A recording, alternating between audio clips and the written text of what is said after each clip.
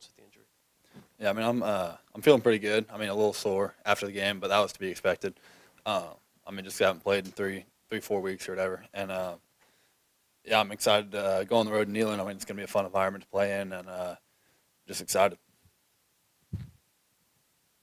Brock, I'm just wondering, we're all aware of your competitive nature. When this injury first happened, can you back us up to when, the decision was made? Obviously, you didn't waste any time, so you had the logistics of getting that set up by Monday in Birmingham is pretty crazy. Mm-hmm.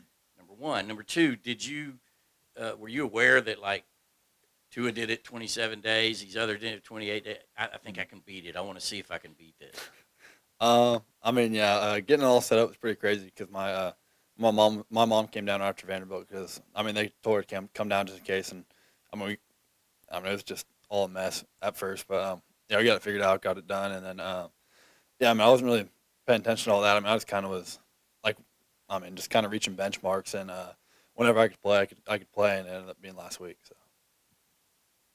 Kirby told us that there were people reaching out to you, telling you that you probably shouldn't play and all that. Just what goes through your head, as you get some of those calls and such? I mean, I just kind of, I mean, it never really crossed my mind. I just wanted to always come back and for the team and all the guys in the locker room. I mean, we always care so much about each other, and I just wanted to come back and try to help the team win. Yeah, when we've talked to Coach about this injury, he mentions the words pain threshold and what pain you're able to deal with. You obviously have a high pain tolerance. Is it something that just comes with playing football?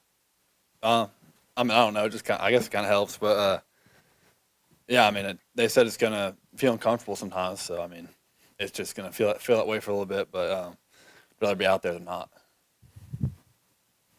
Was it at all important to you to come back and play in Sanford Stadium again? Maybe not knowing how the next few months are going to shake out. Mm-hmm. Yeah, I mean, I didn't have like my mind totally locked onto a game, but I mean, I guess once I got out there, once I got suited up, I mean, I got a little. I mean, it just felt kind of special being out there for the last time this season, and yeah, I mean, it was cool.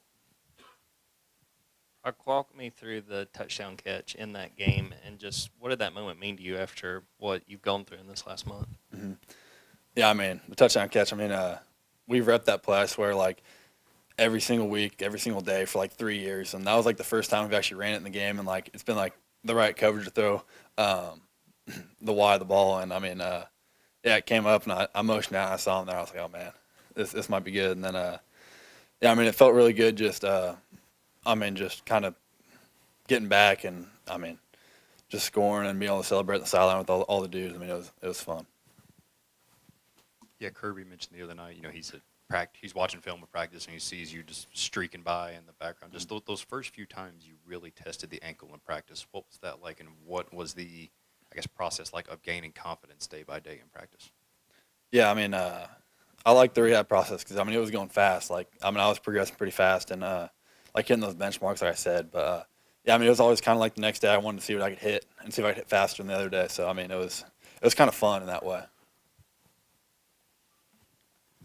That you were in the game several plays before you finally got a target, finally got a catch, and it seemed like the particular one you got, that quick hitch, and the guy looked like it went right for your ankle. I mean, I don't think he was trying to get your ankle, but I mean that was and you were able to push off, avoid that tackle. I mean, was that reassuring, I guess, that play in particular and how it came down? Yeah, I mean, I don't know. I guess a little reassuring, but I mean, it also didn't feel great in the moment. But I mean, it was uncomfortable. But yeah, I mean, it just kind of gave me that kind of extra confidence for the rest of the game, and knowing that I can make those cuts and jump around on it. So. As far as moving forward and continuing to play with this, is there things that you do to strengthen your ankle throughout the week, and do you wear a brace or extra tape or anything like that in practice and game? Yeah, I mean, we're just doing a bunch of physical therapy and rehab, like in the mornings, and obviously practice in the afternoon, and just doing a whole bunch of strengthening and flexibility, and trying to keep the swelling down too, and yeah, like I mean, just taping it and spatting it up. More than normal? I mean, usually I want to get my ankle spatted, so yeah. What was the timeline on saying that you were going to be able to play in Saturday's game? Was it like week of the game? Was that when you all pretty much decided that would be it? Yeah, I mean, I wasn't totally sure at all. Like, I guess in the whole week leading up to it, I mean, I was kind of unsure, like if they'd let me go or if they're gonna like kind of keep me out. But I mean, I wanted to play obviously, and I mean, it ended up feeling pretty good, and I was able to go. So I mean, I was happy about it.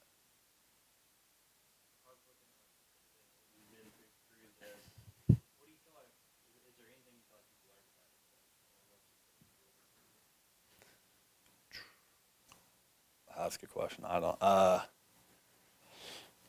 mean, I guess just learning how to work through things and just having a purpose to come back and just wanting to come back. I mean, it just kind of made me appreciate the things that I had before. Like, because I mean, when you get in the grind, you kind of don't really think about it, and then like when it gets taken away from you that fast, then it's kind of like, man, like this sucks, and then you kind of got to get back into it, and yeah, I'm just kind of gives you a whole new perspective on it. What was going through your mind at Vanderbilt? I saw, when you punched the turf, I mean, obviously, were you thinking that, like, the season might be over, or did you have any idea what was going on? I was just frustrated. I mean, I knew something was a little off, and I mean, it didn't really feel too good. And I mean, I got up and tried to start jogging or walking to the off, and then it still didn't really feel right. So I mean, I looked at the and I was like, that's a long jog, so I just kind of went down. But yeah, I was really frustrated, and yeah, I mean, it sucked.